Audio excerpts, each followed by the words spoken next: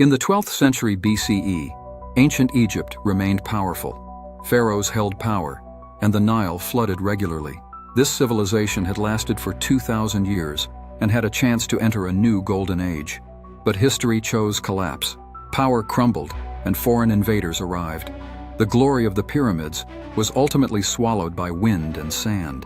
But what if ancient Egypt had never declined? How would the world have changed? In the first phase, we will discuss, if ancient Egypt had never declined, which parts of history would no longer exist. First, Alexander the Great's eastern conquest would face major obstacles. Historically, Alexander of Macedon conquered Egypt with ease in 332 BCE. He established the Ptolemaic dynasty and brought Greek culture into Africa. But if Egypt had remained strong and its government stable at the time, not weakened by internal corruption or resource exhaustion, Alexander's conquest route would have been forced to change. The Hellenistic world would have failed to penetrate Africa. The Library of Alexandria and the Greco-Egyptian Golden Age would never have existed. Second, Rome's dominance over the Mediterranean would be delayed or rewritten. Cleopatra VII's death marked Egypt's fall, and Rome fully annexed the Nile region. But if Egypt had remained a strong, independent power, Rome's southern expansion would have been blocked. Octavian would not have been able to use conquering Egypt to legitimize his rule. The formation of the Roman Empire might have been delayed by decades.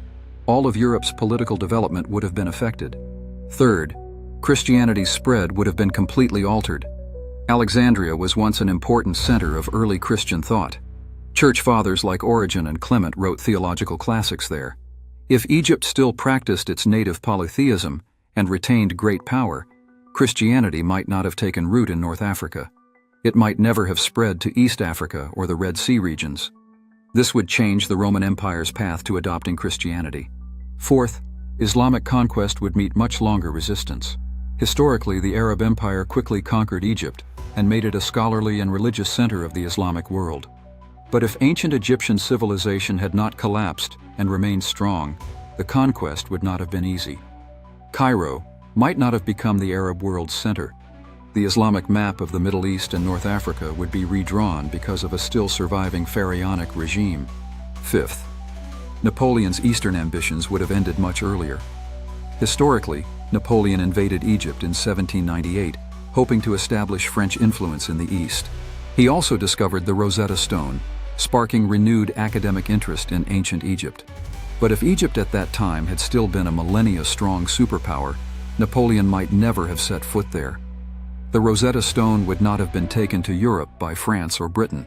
The Western rediscovery of Egyptian civilization would have been delayed, or led by the Egyptians themselves. In the second stage, we will explore if ancient Egypt had never declined, how history might have unfolded. First, craftsmanship and engineering technologies might have globalized 1,000 years earlier. Egypt, with its knowledge of astronomy, mathematics, and architecture, could have continued advancing without the disruptions of prolonged war and administrative collapse. It might have developed more complex machinery and hydraulic systems in the centuries before the Common Era. If these technologies had spread through the Red Sea and Mediterranean into Asia and Europe, human technological progress could have accelerated by an entire era.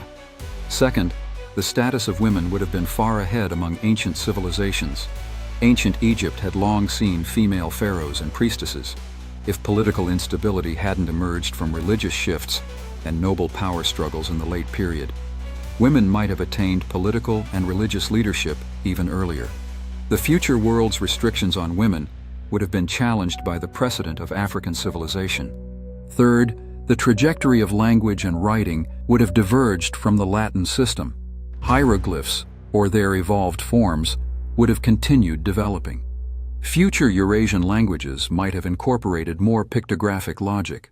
Writing systems, information sharing, and even artistic styles would be more symbolic and totemic in structure. Fourth, the coordinates of the world's cultural center would be redrawn. If Egypt had remained powerful into the Common Era, the locations of the Age of Sail and the Industrial Revolution might have shifted. Cultural and academic institutions centered in Alexandria might have become the Oxfords and Harvards of the future. The global center of intellectual imagination would have shifted from Europe to the northeastern corner of Africa. The face of the world would be utterly different from what we see today. History is a one-way river, but we can think against the current. If that civilization, standing before the Temple of Ra, had never fallen, the civilization we know today might never have existed, and we ourselves might be living in an entirely different world. One failed financial gamble, one fracture in a power transition, was enough to alter the course of the entire world.